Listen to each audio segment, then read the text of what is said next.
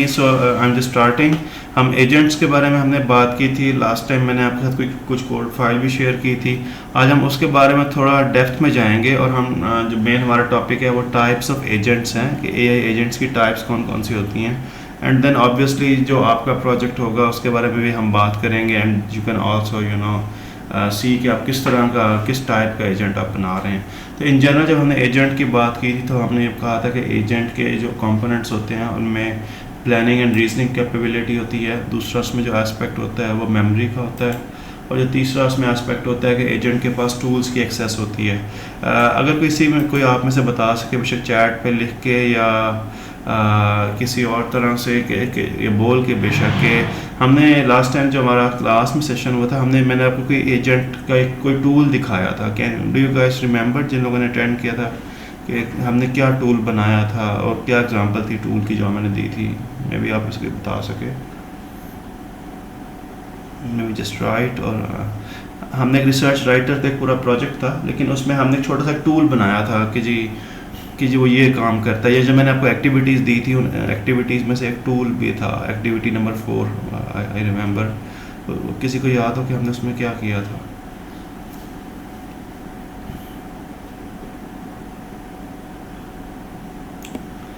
हमने उसमें what I remember इसके कोई वर्ड काउंट बनाया था कि जी वो अगर हम कुछ लिख रहे हैं रिसर्च या कुछ भी अगर ब्लॉग लिख रहे हैं तो वो उसके हर पैराग्राफ में कितने वर्ड्स हैं उसको काउंट करता है। तो एक वर्ड काउंट करने वाला एक टूल हमने बनाया था। Essentially it's like a Python code, लेकिन वो एज ए टूल बिहेव करता है। तो ये हम इसके बारे में बात कर चुके हैं। हमने ये ऑलरेडी प्लानिंग एंड रीजनिंग इसके बारे में बात की थी। I'll directly come towards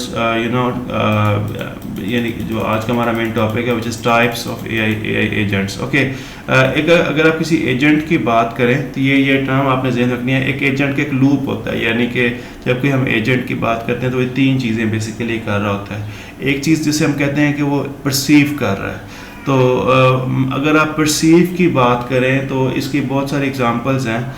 खैर हम एग्जांपल्स पे भी आते हैं, लेकिन अगर आप इसको ड्राइवरलेस कार्स के पर्सपेक्टिव में भी देखें तो क्या जो ड्राइवरलेस कार्स हैं वो कैसे परसीव कर रही होती हैं किसी चीज़ को? कोई बता सकता है भी ऑन करके ना माइक या कुछ भी ऐसा कि लिख के कि जो एक ड्राइवरलेस कार्स हैं अगर हम उसको एक एजेंट समझें वो कैसे परसीव कैसे कर रही हैं अपने एनवायरनमेंट को। स्पेशली एल्गोरिदम्स तो हैं, लेकिन एल्गोरिदम्स सॉर्ट ऑफ डिसीजन में आते हैं। लेकिन अगर आप करेंगे वो जो यानी एनवायरनमेंट से इनपुट कैसे ले रही हैं। सेंसिंग ऑब्जेक्ट्स, बिल्कुल उसमें सेंसर्स लगे हुए हैं, उसमें कैमरास लगे हुए हैं, रेडार लाइडर वगैरह। तो वहाँ से वो क्या कर रहे हैं, परसीव कर रहे हैं। और अगेन उन परसेप्शंस को वो सर्टन जो उसमें से डेटा आता है उसके बेस पे वो कुछ एल्गोरिदम्स होते हैं जो कि कहते हैं कुछ डिसीजन लेना है, येस या नो में, ब्रेक लगानी है या नहीं लगानी। और अगेन वो एक्शन मीन्स को एक्चुअली जब वो डिसीजन यानी कह लीजिए हम जैसा मेंटली डिसीजन लेता है, एक्शन मीन्स का हम उसको एक्चुअली परफॉर्म करते हैं। तो ये जो मैंने आपको एग्जांपल दी है, this is just like we will call it an agentic loop और एन एजेंट लूप। कि सबसे पहले sensors as a human being हम चीज़ों को परसीव करते हैं, फिर हम उस पर कोई डिसीजन लेते हैं। डिसीजन मीन्स एक मेंटल डिसीजन है और एक्शन मीन्स उसको एक्चुअली परफॉर्म करना। सो इसकी जो सिंपल एग्जांपल है, अगर हम सिंपल मशीन्स में देखें, एक थर्मोस्टेट है। फॉर एग्जांपल थर्मोस्टेट का काम क्या होता है कि टेम्परेचर को मेंटेन रखना। तो उसके अंदर कोई सेंसर लगा होगा जो कि क्या करता है, for example even air conditioner के पर्सपेक्टिव में देखें, जो रूम का टेम्परेचर को सेंस करता है कि जी इस वक्त टेम्परेचर कितना है। और उसके बेस पे फॉर एग्जांपल वो एक डिसीजन लेता है कि मुझे कमरे को मज़ीद गर्म करने की ज़रूरत है या मज़ीद ठंडा करने की ज़रूरत है। तो एक डिसीजन है इफ एल्स की तरह। और उस डिसीजन की बेस पे वो एक्चुअल में एक एक्शन परफॉर्म करता है कि वो हीटर को ऑन करना है या एयर कंडीशनर को ऑन करना है। तो एक्चुअल में एक एक्शन परफॉर्म होता है। तो ये एग्जाम्पल हो गई आप कह रहे हैं हार्डवेयर पर्सपेक्टिव में। जिस तरह से हमने लास्ट टाइम एजेंट्स के बारे में देखा था, तो अगर आप चैटबॉट के एग्जांपल्स में देखें तो चैटबॉट फॉर एग्जांपल हमने एक चैटबॉट बनाया या हमने एक एजेंटिक सिस्टम बनाया फॉर एग्जांपल जिसका काम ये है कि ईमेल्स का रिप्लाई करना या किसी भी यूज़र के मैसेज का रिप्लाई करना। तो फॉर एग्जांपल वो उसके अंदर कुछ सेंसर्स हैं या अगेन कुछ इनपुट या कुछ ऐसा लगा जो ये परसीव करेगा कि क्या पहली बात कि हमें कोई यूज़र का कोई नया मैसेज आया कि नहीं आया। ये परसेप्शन वाली एंड पे इसकी एग्जांपल होगी। और उसकी बेस पे जब वो मैसेज को पढ़ के वो डिसाइड करता है कि जी क्या रिप्लाई करना है, कैसे रिप्लाई करना है, कब रिप्लाई करना है। तो ये डिसीजन के पर्सपेक्टिव में आ गया। और जब वो एक्चुअल में रिप्लाई कर देता है तो ये इसके पर्सपेक्टिव में आ गया, एक्शन के पर्सपेक्टिव में आ गया। तो ये तीनों चीज़ें आपने जहन में रखनी है। यानी एक एग्जांपल मैं दे रहा हूँ एजेंट लूप की। आप जो भी काम करेंगे, आप जो भी अभी आपका प्रोजेक्ट के बारे में आपको मज़ीद ब्रीफ भी करूँगा, तो आप देखेंगे कि उसमें भी ये वन वे और दी अदर ये तीनों चीज़ें इन्वॉल्व होंगी, परसेप्शन भी इन्वॉल्व होंगे, डिसीजंस भी इन्वॉल्व होंगे, कोई ना कोई एक्शन भी उसमें इन्वॉल्व होगा। तो ये इस लूप को आपने जहन में रखना है। अच्छा, अब हम बात करते हैं एजेंट्स की। एजेंट्स की ना कुछ टाइप्स हैं, कुछ जगह लिटरेचर पे 5 टाइप्स हैं, कुछ जगह 7 टाइप्स हैं, बट मैंने यहाँ पे 5 टाइप्स को चूज़ किया है और ये बहुत आसान है, कॉमन सेंस है इसमें, और आप इससे आपको भी समझ लगेगी कि आप किस तरह की जो अगर आप एजेंट आप बना रहे हैं। द फर्स्ट इज, अगेन ये नाम से आपको शायद लगेगा बहुत टेक्निकल और पता नहीं, it's not technical, it's pretty much very straight forward types. So for example, the first type is simple reflex agents. हम इनके बारे में डिटेल से इनके बारे में भी पढ़ते हैं नेक्स्ट स्लाइड्स में। The second type is model based reflex agents. Third type is goal based AI agents.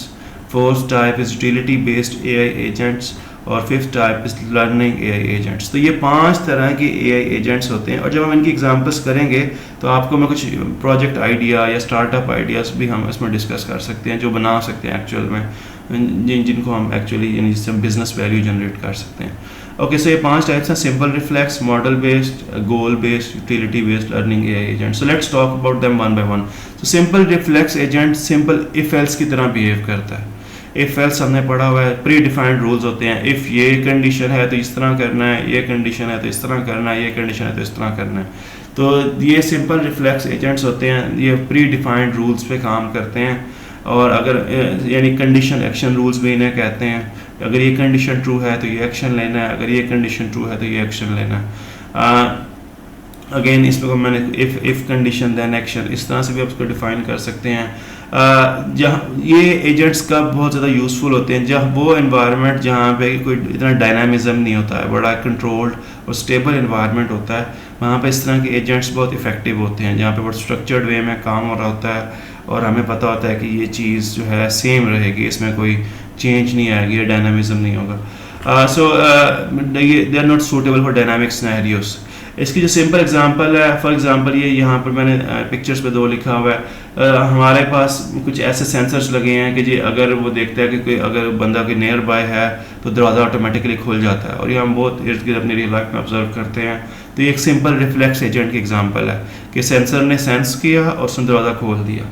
Similarly यहाँ पर जिस तरह से होता है कि मूवमेंट हुई तो लाइट ऑन हो गई, अगर मूवमेंट नहीं है तो लाइट ऑफ हो गई। तो ये भी जो क्या एग्जांपल है, एक सिंपल रिफ्लेक्स एजेंट की एग्जांपल है, और हम अपनी लाइफ में इसको बहुत कॉमनली देखते हैं। आप में से कोई और बताना चाहे, can you give example of any other simple reflex agent जो अपनी लाइफ में आप कॉमनली ऑब्जर्व करते हैं? एसेंशियली एक सेंसर बेस्ड या कोई इनपुट मिलेगी और उसके अगेंस्ट उसने कोई काम करना है। एनीवन किसी के जहन में कोई और एग्जांपल आ रही हो? थर्मोस्टेट इसके एक एग्जांपल है, ऑटोमेटिक डोर इसके एग्जांपल है, ये मूवमेंट डिटेक्शन इसकी एग्जांपल है। Automatic water taps 100% Mohammad Malik, very good. जिस तरह ऑटोमेटिक वाटर टैप्स के हम वो टैप के करीब हाथ अपना लेके जाते हैं, पानी आ जाता है, हाथ दूर लेके जाते हैं, पानी नहीं आता या बंद हो जाता है। तो it's a very good example, good Mohammed Malik. So it's a very good example of simple reflex agents. Okay, जो सेकंड टाइप है which is what we call model based reflex agents. अच्छा, जिस तरह हम ये simple reflex agents as the name suggest, ये simplistic type है, simplest type है। जैसे जैसे हम नए अगले एजेंट्स की बात करेंगे तो ये बेसिकली जो पहले वाला एजेंट प्लस सम उसमें कुछ एडिशनल प्रॉपर्टीज़ होंगी या कुछ एडवांसमेंट्स होंगी। तो अभी हमने सिंपल रिफ्लेक्स एजेंट की बात की। जब हम मॉडल बेस्ड रिफ्लेक्स एजेंट की बात कर रहे हैं तो इसमें क्या होता है कि इसमें सिंपल रिफ्लेक्स एजेंट्स की सारी प्रॉपर्टीज़ हैं प्लस कुछ एडिशनल चीज़ें भी हैं। अब वो एडिशनल चीज़ इसमें क्या है, दिस कि ये जो एजेंट्स होते हैं इनकी एजेंटिक स्टेट होती है। ये मैंने लास्ट टाइम भी बताया था लेक्चर में कि इनके पास जो एडिशनल चीज़ होती है but they have is they called memory, कि इनके पास एक मेमोरी होती है और इनको पता होता है कि हमने पहले क्या एक्शन लिया और उसका क्या कॉन्सिक्वेंस था। तो ये प्रीवियस अपने एक्शंस को भी याद रखते हैं। It you get that? तो this is the main difference. जो कि सिंपल एजेंट जो है उसके पास मेमोरी नहीं होती, उसके पास एक स्टेट नहीं होती, वो अपने प्रीवियस एक्शंस को याद नहीं रखता।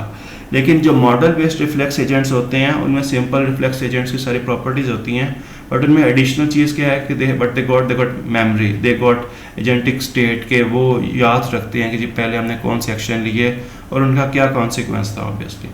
Okay, so agent also tracks how it's actions affect the environment. बिल्कुल, मैं आपको इसके एक एग्जांपल देता हूँ। ये जो रोबोटिक वैक्यूम क्लीनर होते हैं, आई डोंट नो अगर आप इनके जो लेटेस्ट रोबोटिक वैक्यूम क्लीनर्स हैं, समथिंग लाइक दिस, इनमें क्या होता है कि हम एक इनकी एप्स वगैरह बनी होती हैं और हम इसमें एक पाथ डिफाइन कर देते हैं कि जी आपने इस पाथ पे जाके क्लीनिंग करनी है।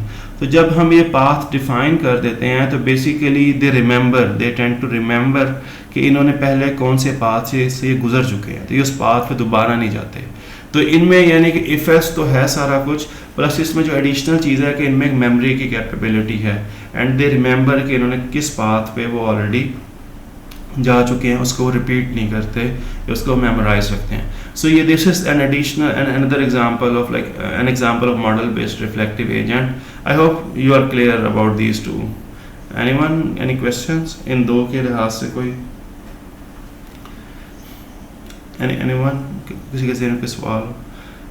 ओके, जो थर्ड एजेंट है, दिस इज़ वेरी इंटरेस्टिंग और यहाँ से मैं आपको एक आइडिया भी दे सकता हूँ, एक जो आपके इवन जिन लोगों के जहन में अभी नहीं है कि मैं एजेंटिक एआई में क्या काम करूँ, तो मैं आपको एक तो आइडिया जो कि यहाँ से, ये बेसिकली एजेंट्स जिन्हें हम कहते हैं गोल बेस्ड एआई एजेंट्स, इनका काम होता है कि एक गोल को अचीव करना। अगेन वेरी कॉमन सेंस, नाम से जाहिर है कि इन्होंने गोल को अचीव करना है। सो एआई के काफ़ी सारे एजेंट्स हैं, इवेंचुअली उनका काम किसी ना किसी स्पेसिफिक गोल को करना, एक अचीव करना है। सो इनमें गोल ओरिएंटेशन होती है। सो अगेन गोल ओरिएंटेशन का क्या मतलब ये है कि फॉर एग्जांपल आपने स्पेसिफिक टास्क को अचीव करना है, तो व्हाट दीज एजेंट्स डू कि ये सारी ऑप्शंस को एनालाइज करते हैं कि जी ऑप्शन 1 है, ये है इस टास्क को अचीव करने के लिए, ऑप्शन 1 कह लें, ट्रैक 1 कह लें, ऑप्शन 2 ये है, ऑप्शन 3 ये है। तो हमने बेसिकली देखना, सपोज करें, मैं आपको इसकी एग्जांपल देता हूँ, उससे आपको मज़ीद क्लियर होगा। ड्राइवरलेस कार्स जो हैं, या इवन आप गूगल मैप की एग्जांपल ले लें, तो वो भी एक गोल बेस्ड एजेंट है। उसमें हम एक डेस्टिनेशन डाल देते हैं, ठीक है। जब हम उसमें डेस्टिनेशन को डाल देते हैं तो वो बेसिकली क्या करता है, वो एक रूट प्लान करके हमें दे देता है। लेकिन लेट्स अज्यूम हम उस रूट पे नहीं जाते, तो वो क्या करता है, चूँकि गोल एक फिक्स होता है, तो वो हमारे नए रूट के लिहाज से वो नया पाथ हमें बता देता है। तो ये इस तरह से ड्राइवरलेस कार्स हैं। सपोज करें हम उन्हें एक डेस्टिनेशन दे देते हैं, यूएस में, चाइना में बहुत ज़्यादा ड्राइवरलेस टैक्सीज चल रही हैं, तो वो खुद से डिसाइड कर और उन्हें हम एक डेस्टिनेशन देते हैं। फॉर एग्जांपल हमने एक्सपो सेंटर जौहर टाउन में जाना है एंड लेट्स अज्यूम रास्ते में कोई ब्लॉकेज आ गई है, तो वो ये एजेंट्स खुद से डिसाइड कर सकते हैं कि ये यहाँ पे ब्लॉकेज ज़्यादा है या ब्लॉकेज आ गई है, तो मुझे इस तरफ से पाथ लेना है। तो ये गोल बेस्ड एजेंट्स की एग्जांपल है कि जहाँ पर वो उनको क्लियरली एक ऑब्जेक्टिव दिया जाता है और उन्होंने उस ऑब्जेक्टिव को मीट करना होता है, और वो मीट करने के लिए कौन सा पाथ अडॉप्ट करना है वो खुद से बेसिकली इसको डिसाइड करते हैं। ये इसके कुछ एग्जांपल्स हैं। सो फॉर एग्जांपल ये गूगल, लेकिन मैं आपको जिसकी एग्जांपल दे सकता हूँ, अगर आप लोग इस फील्ड में साइड पर इंटरेस्टेड हैं, तो ये जो अगर आप एक वर्चुअल ट्रैवल असिस्टेंट बनाएं, जो कि आपको, अगर आपका कोई ट्रैवलिंग का बिजनेस है, जो कि आपको हेल्प कर सके multiple, for example find me the cheapest may be air ticket या कुछ भी ऐसा, उसमें वो हो सकता है, या मेरे लिए एक रूट प्लान करो जो कि ऑप्टिमाइज्ड ट्रैवलिंग का रूट हो, या जिस तरह टूरिज़्म के लिहाज से अगर मैंने 3-4 जगहों को फिरना है तो मेरे लिए एक ऑप्टिमाइज्ड रूट प्लान करो, उसमें होटल भी प्लान करो, उसमें फॉर एग्जांपल और भी अगर मैं टूरिस्ट प्लेसेस हैं उनको प्लान करो। तो ये एक बहुत अच्छी एग्जांपल है AI based virtual travel assistant. It's a very good example of goal based AI agent, कि ये आपको बेसिकली जो अगर जिनका ट्रैवलिंग का बिजनेस है या टूरिज्म का बिजनेस है, वो इस तरह के एजेंट्स को डिज़ाइन कर सकते हैं जो उनको इस चीज़ में हेल्प कर सकता है। ये एक थर्ड एग्जांपल है। लेकिन इससे रेलेवेंट जो फोर्थ टाइप है हमारे पास, we call it utility based AI agent. Utility based AI agent ये गोल ओरिएंटेड ही होता है, बट इसमें क्या करता है कि ये बेसिकली जो डिफरेंट ऑप्शंस होती हैं ना, उनको वे कर सकता है और उनकी यूटिलिटी देख सकता है कि भाई मेरे पास अगर 4 ऑप्शंस हैं एक गोल पे पहुंचने के लिए, तो किस में मुझे मैक्सिमम बेनिफिट है, किस में मेरी यूटिलिटी मैक्सिमम है। यूटिलिटी इकोनॉमिक्स में भी पढ़ा जाता है, इसको हम पता नहीं, मुझे याद भी नहीं, एग्जैक्ट कॉन्सेप्ट याद नहीं है। यूटिलिटी का कोई कॉन्सेप्ट होता था कि यूटिलिटी मैक्सिमाइजेशन का कॉन्सेप्ट था, तो this is the same concept कि जी हमने हमारे पास किसी गोल को अचीव करने के लिए अगर 4 ट्रैक्स हैं या 4 तरीके हैं, तो which one is the most जिसकी यूटिलिटी सबसे ज़्यादा है। Utility could be defined for example जिसमें कम से कम टाइम लगे, अगेन इसमें यूटिलिटी, जिसमें कम से कम कॉस्ट लगे तो वो भी यूटिलिटी ज़्यादा है, जिसमें कम ज़्यादा से ज़्यादा फॉर एग्जांपल हमारी साइट सीइंग हो।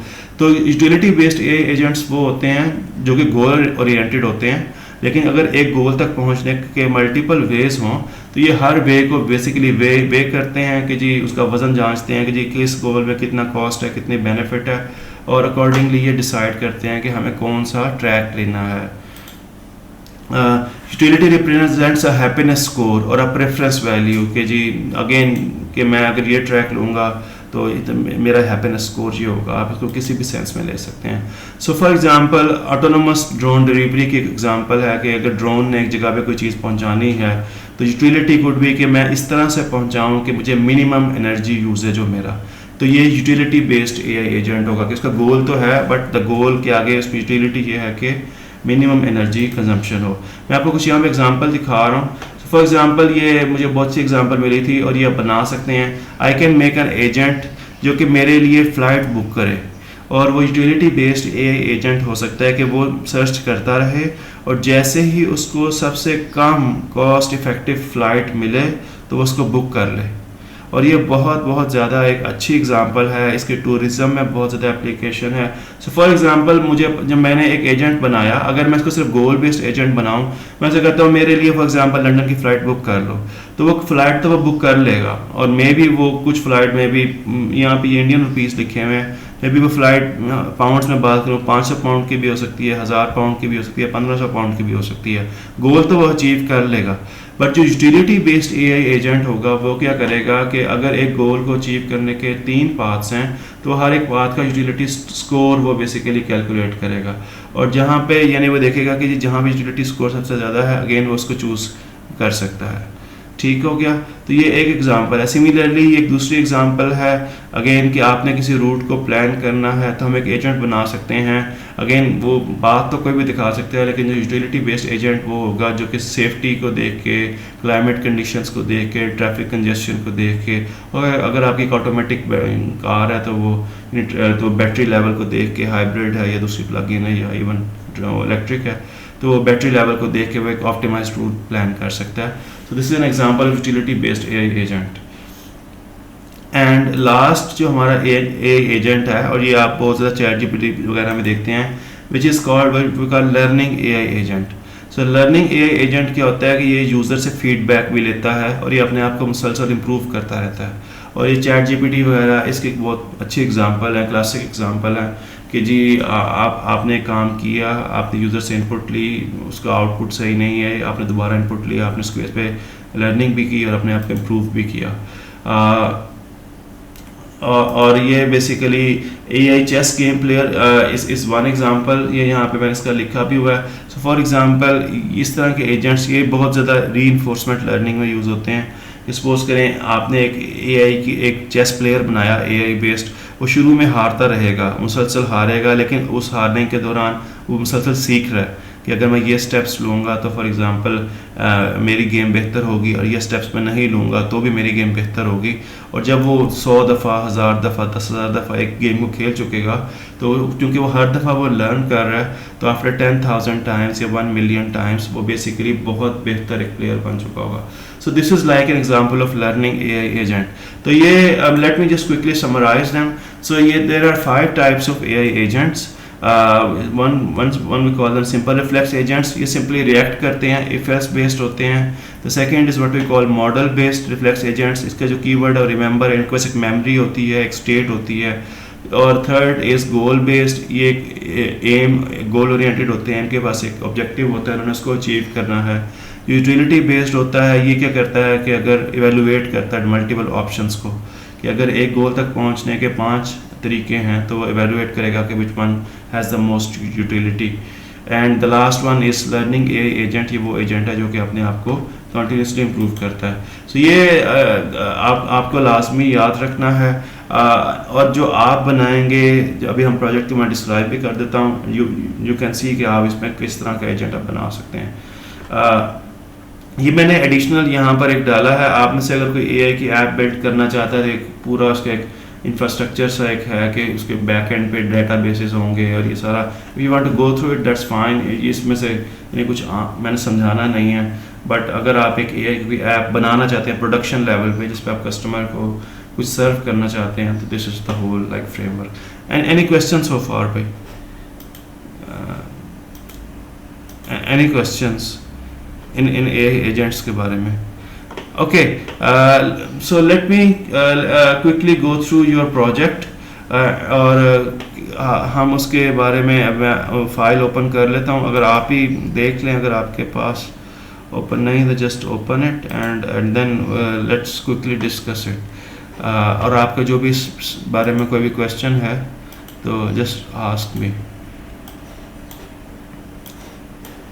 Let me just share my screen.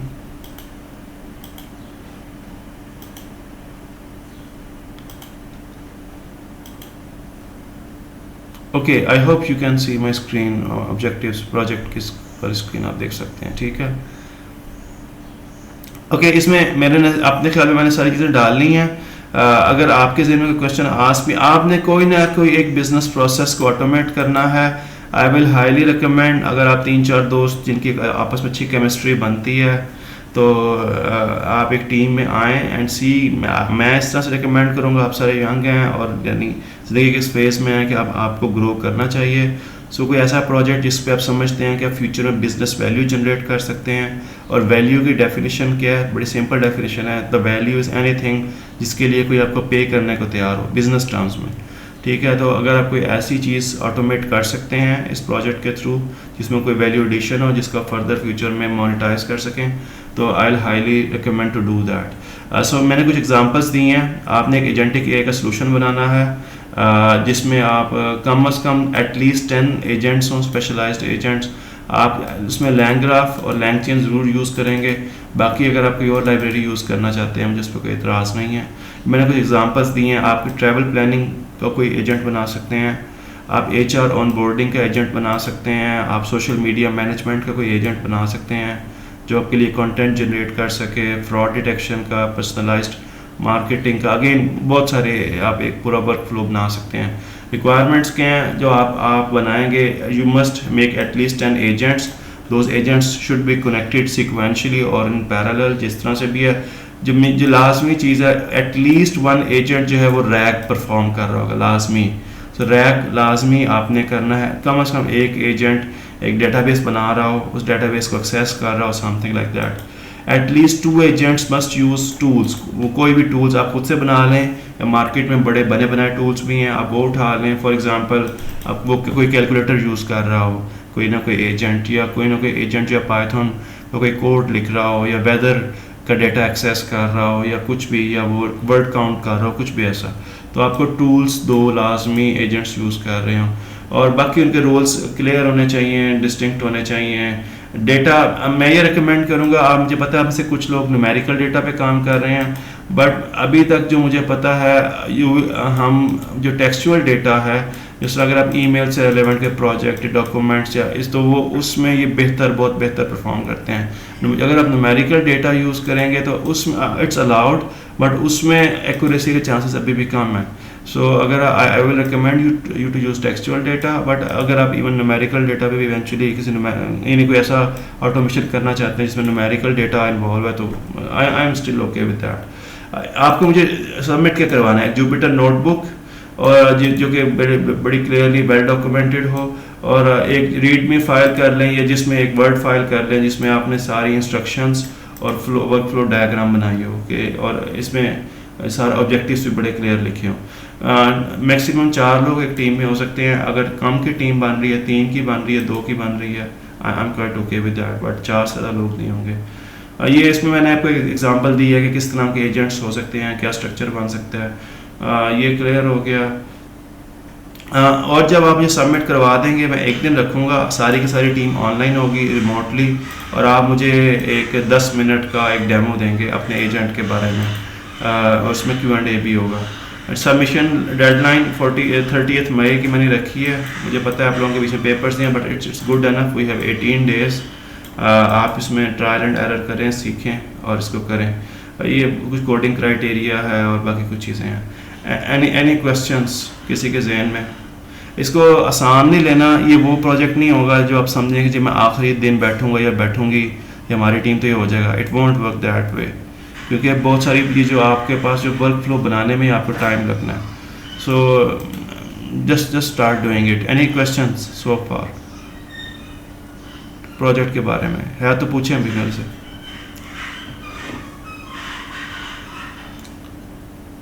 Anyone? और अगर किसी की टीम नहीं बनती तो ये आखिरी लम्हे मेरे पास नहीं आना, एक दिन पहले 2 दिन पहले, सर वो मेरे पास मेरे से कोई टीम ही नहीं बना रहा। आई विल रिकमेंड कि आप खुद से बना लें। अगर नहीं बनती टीम 1-2 दिनों में आस्क मी, मैं आपको किसी ना किसी टीम में शामिल कर दूंगा। But don't come like 3 days before the deadline कि जी मुझे किसी टीम में शामिल कर दें।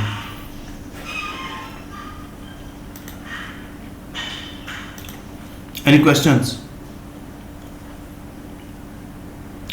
एसन at least 10 agents are mandatory. आप 15 बना लें इट्स गुड, आप 20 बना लें it's good, but I not agent बनाना बहुत आसान है, तो एटलीस्ट 10 होने चाहिए ताकि आपको उनको एक फ़्लो में अरेंज करना आए और एक पूरा एक वर्क फ्लो बनाना आए। तो एटलीस्ट 10 हों, यानी 10 से कम होंगे मार्क्स मैं काट सकता हूँ, बट 10 से ज़्यादा हों तो इट्स गुड, बट 10 हों तो इट्स गुड इनफ। एटलीस्ट 10। और किसी का कोई question? Anyone? Okay, as far as one last thing, then I'm gonna wind up this session. मैं आपके साथ ये फुल फ्लेज अपनी फाइल्स शेयर कर दूंगा।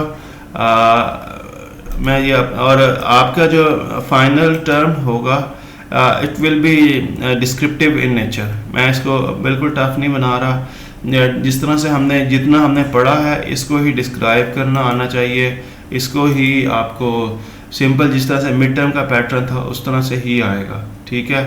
तो it will be purely descriptive in nature. अगर मैं यहाँ पे ज़्यादा अर्सा रुकता तो मैं शायद इसको डिफरेंट तरह से प्लान करता कि मैं इसको लैब में करवाता या एक्चुअल में कुछ करवाता, but for the timing what I have decided के अगेन सिंपल पेन पेपर वाला फॉर्मेट होगा, simple descriptive in nature questions आएंगे। जो भी हमने पढ़ा है अब आज तक सारा इसमें शामिल है। I can ask about anything what ever I have taught, ठीक है। कोई इसमें कॉम्प्लेक्सिटी नहीं है। आपको कॉन्सेप्चुअली क्लियर होना चाहिए, आपको कॉन्सेप्ट्स को डिस्क्राइब करना आना चाहिए, एक दो फार्मूलाज हैं वो आपको आने चाहिए। और मैं कुछ लोगों की मिड्स परफॉर्मेंस से काफ़ी मुतासिर हूँ, so I really like their performance which is good actually. Any questions regarding final term? बोलो भाई, कोई तो बोलेगा, किसी के ज़हन में कोई क्वेश्चन है, कोई कन्फ्यूजन है, आस्क मी। सर फाइनल की वेटेज के बारे में थोड़ा सा बता दें। मैं अभी बाय पॉलिसी एटलीस्ट 40% ही होगी, 40% ही होगी। I will give almost like 30% weightage to your project as well. So project को बहुत सीरियस लेना है।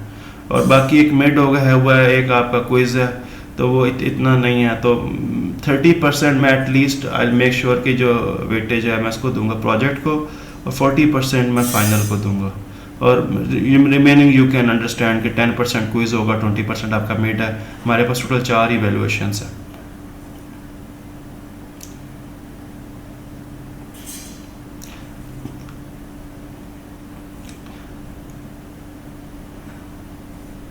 ठीक है अरीज, मैं I respond to your email. मैंने आपकी क्वेरी पढ़ ली है। Most probably Areej but I can do is के जो आपके इसमें मार्क्स होंगे फाइनल प्रोजेक्ट में, तो मैं उसके उतने ही मार्क्स जो हैं कॉरस्पॉन्डिंग इसमें दे सकता हूँ इसमें। This is what we can do. Anyone else? किसी का कोई और क्वेश्चन? हाँ तुबा, मुझे आपकी भी ईमेल मिल गई थी, same is applicable for you as well. किसी का कोई और question? So we are clear about project, we are clear about final term, और and we are clear about जो भी हमने पढ़ा है अभी तक। कोई क्वेश्चन, कोई कन्फ्यूजन किसी भी कॉन्सेप्ट के लिहाज से? Okay, so if there is no more question I am signing off. इतना ही हमने करना है। मैं रिकॉर्डिंग्स की स्टॉप कर रहा हूँ। और